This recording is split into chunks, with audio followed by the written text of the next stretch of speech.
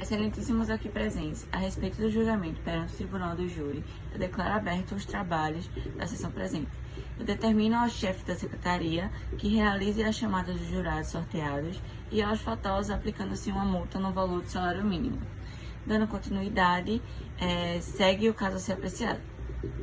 Foi ofertada uma denúncia pelo Ministério Público em face de Miguel Santos, tendo sido atribuído a prática delituosa prevista no artigo 121, parágrafo 2, inciso 1, na forma do artigo 14, no inciso 2, ambos do Código Penal Brasileiro.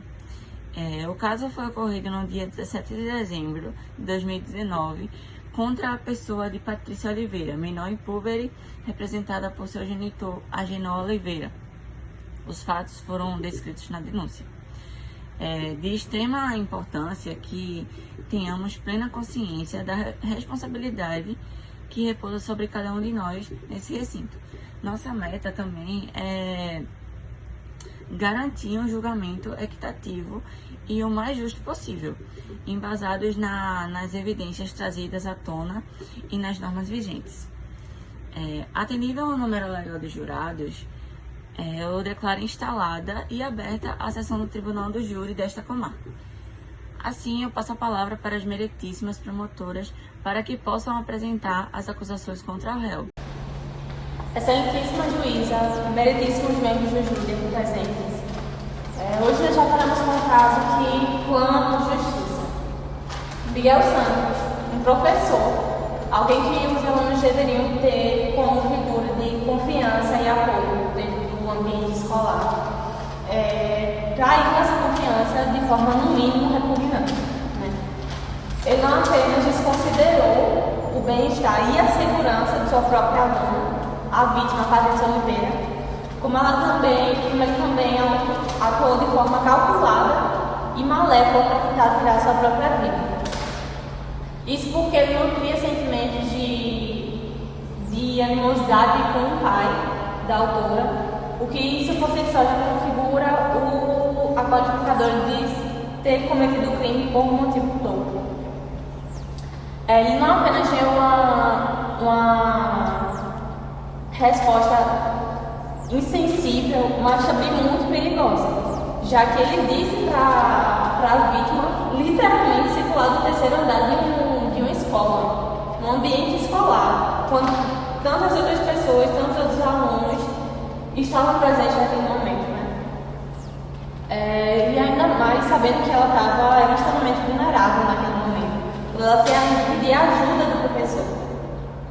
Temos ciência também que em seu interrogatório, ele, na delegacia de polícia, o autor, ele realmente confessou que desejava a morte da aluna, por deter, como eu disse anteriormente, animosidade contra o pai da vítima, o senhor Agenor Oliveira, o que mostra que o motivo das suas ações era totalmente pessoal, e eu reitero de novo, totalmente tolo.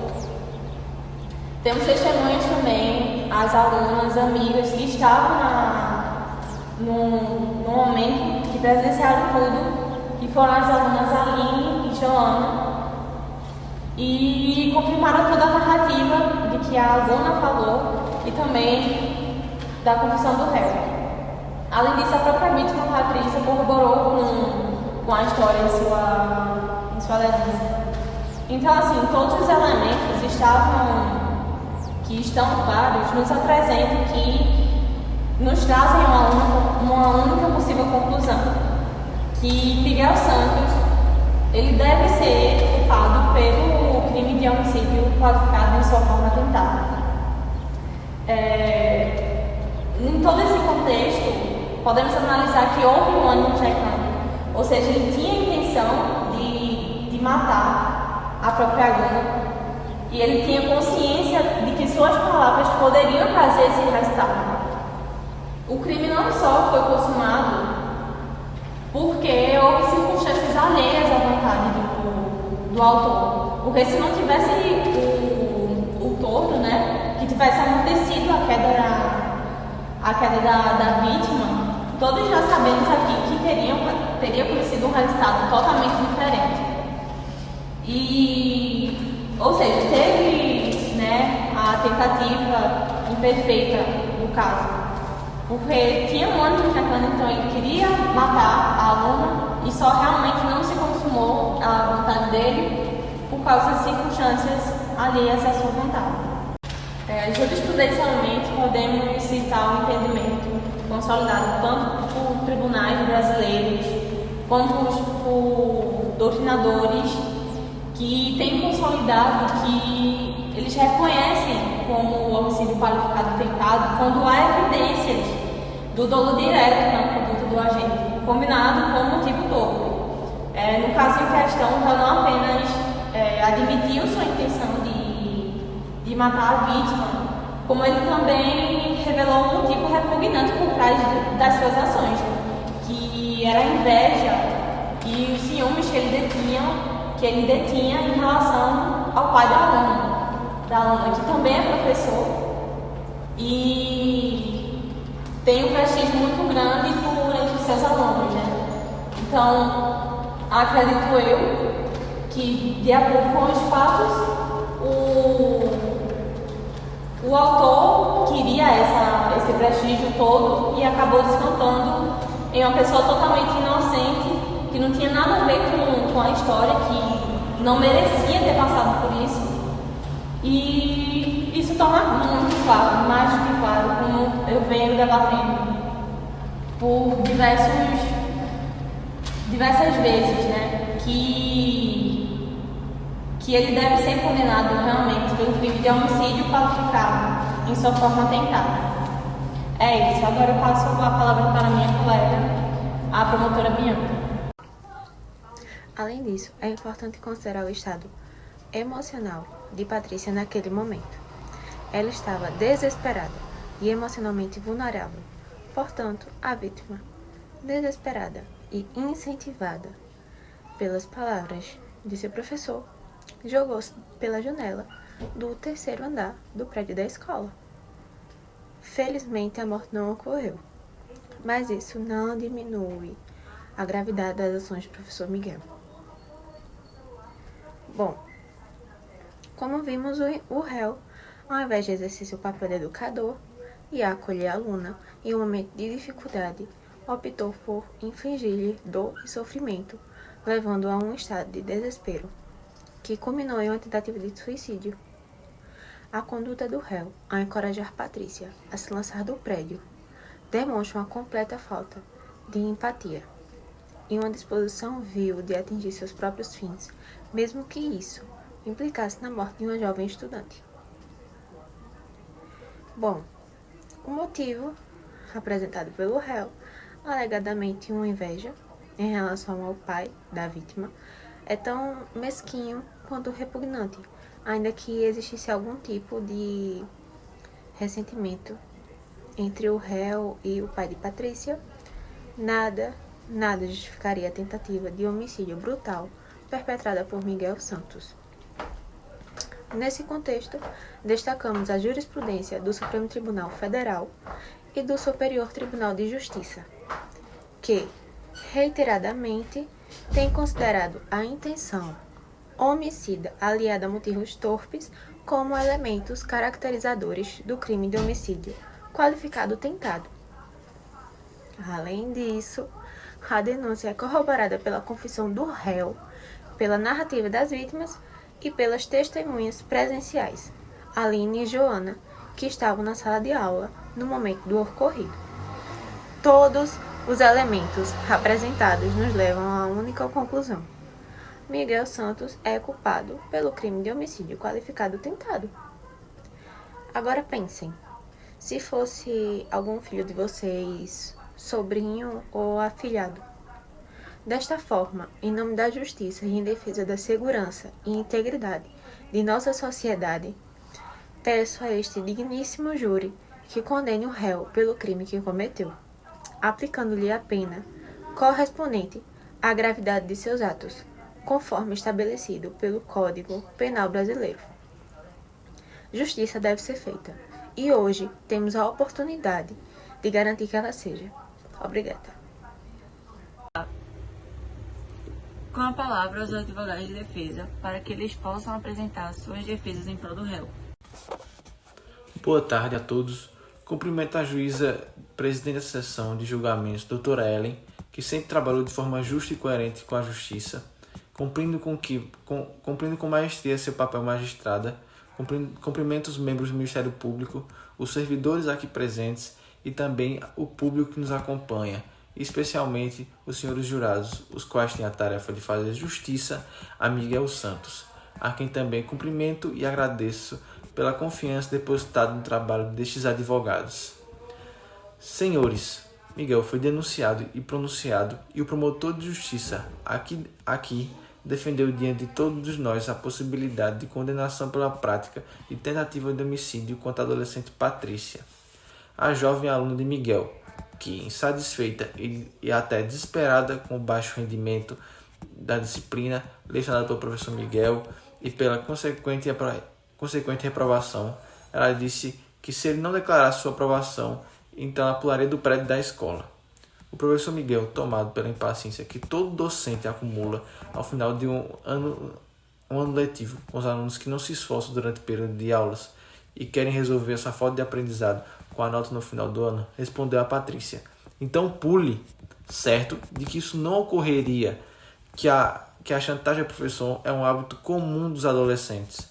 O professor Miguel realmente disse as palavras que encorajaram sua aluna à desgraça, conforme os senhores puderam verificar no depoimento de Patrícia, das colegas dela de aula, Aline e Joana, bem como a confissão do professor aqui diante deste plenário. Excelência, muito embora não tenha havido sabedoria por parte do professor Miguel ao se dirigir a Patrícia naquele momento de desespero, muito embora sua conduta seja reprovável, como mesmo reconheceu aqui em seu interrogatório diante dos senhores, ainda que seja extremamente criticável, certo é que não foi tentativa de homicídio que o professor Miguel praticou. Conta, Patrícia. Gostaria de agradecer a todos os presentes. Queria pedir a atenção a este caso e pedir que considerem com cuidado as informações apresentadas. Sem dúvida, o que temos diante de nós é uma situação trágica, mas para que a gente possa chegar a uma decisão justa, é necessário com que a gente analise todos os aspectos do caso em concreto. Primeiramente, devemos lembrar que estamos tratando de uma suposta tentativa de homicídio qualificado, certo? Neste sentido, é crucial a gente avaliar a intenção do réu, Miguel Santos. A denúncia do MP vai alegar que ele expressou que desejava que a aluna viesse a pular do prédio. No entanto, devemos questionar se essas palavras foram ditas de forma literal ou em um momento de tensão, durante uma interação emocionalmente carregada. A gente tem que lembrar que naquele período do ano letivo, depois de uma carga muito grande todo ano, tanto dela quanto dele, então ambos estavam em momentos acalorados. E além disso também é importante a gente considerar o contexto em que essas palavras foram proferidas. Miguel, ele é acusado de ter agido por motivo torpe, alegando inveja em relação ao pai da vítima. No entanto, é necessário ponderar se a suposta animosidade em relação ao pai da aluna seria suficiente para justificar a tentativa de homicídio da aluna, não é verdade? E assim, excelentíssima doutora juíza, outro ponto também a ser destacado é a ausência de um nexo causal direto entre as palavras do réu e a ação da vítima, certo? Mesmo que Miguel tenha expressado o desejo pela morte de Patrícia, não há evidências concretas de que suas palavras tenham sido o único fator determinante para a atitude, né, que a aluna veio a tomar. Devemos considerar outros possíveis elementos que possam ter também vindo a contribuir para o estado emocional, esse estado delicado em que a aluna se encontrava no momento do infeliz incidente, né? A gente pode averiguar que nos autos que a aluna era filha de um professor muito renomado na mesma escola ao qual ela estudava e onde também porventura ocorreu o acidente que veio a ter. A gente deve levar em observância que a jovem já chegou no nosso cliente alterada. Ora, meritíssima, nós sabemos o que se passa, nós não sabemos o que se passa na cabeça ou na vida dela, para que ela chegasse deferindo já tais palavras, que se ela por acaso não fosse aprovada, ela iria tirar a própria vida. Com as falas dela, já se vê o quão cobrada ela deve ser na sua casa, na sua vida, em tudo. Desta forma, a gente vê que apenas a fala do meu cliente não seria o determinante para que a jovem tomasse tal atitude contra a sua própria vida, né? Dessa forma, passamos a ver cada vez mais, infelizmente, precocemente, uma condição mental de maior fragilidade no âmbito dos jovens adolescentes que tentam tirar a sua própria vida. Sabemos o quão é importante o papel familiar em relação ao suicídio nos tempos em que vivemos. Geralmente, os pensamentos suicidas, ele nasce em uma pessoa após algum trauma muito profundo, que tem uma significância interpretada por ela de relevância muito alta, certo? Quando são observados esses primeiros sinais dos pensamentos suicidas, a primeira alternativa da família seria conversar, seria a aproximação pacífica e sem a cobrança. Seria necessário para que a confiança fosse estabelecida. O acolhimento familiar, sem dúvida, a empatia, eles são determinantes nessa situação. Se por acaso ela se sentisse acolhida em casa, se ela sentisse que aquele ambiente familiar era seguro para ela, ela já não chegaria no nosso cliente da forma que ela veio a chegar. Ademais, Meritíssima, na data em que ocorreu o crime, no dia 17 de dezembro de 2019, ainda não havia tido o pacote anticrime. Além em vigor, na data do incidente, trazia que o crime era condicionado ao resultado, não cabendo a tentativa. Apenas se punia o crime se o mesmo resultasse de lesão grave ou morte. Nos autos do nosso processo, fica claro que a aluna teria apenas sofrido pequenas escoriações. Não teve resultado morte, então nesse contexto a gente vê que é descabível o pedido do MP para condenação do homicídio qualificado tentado. Uma vez que na data do ato a lei expressa, ela era clara que não se punia a tentativa, e sim o resultado.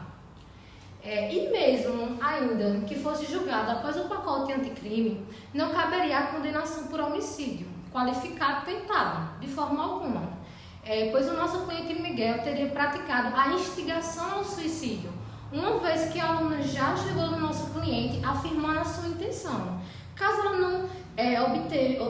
não conseguisse ter a sua nota mudada no sistema, ela já iria cometer o suicídio, ela já chegou coagindo ele, então ela já chegou com a ideia pronta. Dessa maneira, no caso em concreto, caberia o artigo 122 do Código Penal Brasileiro, não 121.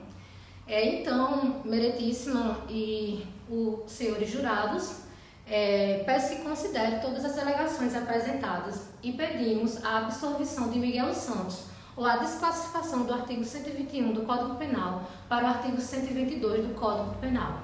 Não estou aqui para negar a serenidade dos fatos apresentados, mas para garantir que a justiça seja feita de maneira equânime e imparcial. Muito obrigada. Com a finalização da manifestação de ambos, eu pergunto às promotoras se elas desejam utilizar o tempo para fazer as suas réplicas. Com a manifestação negativa, eu passo a ler os quesitos que serão postos em votação. O evento ocorreu no dia 17 de dezembro de 2019 e causou ferimentos leves na pessoa afetada.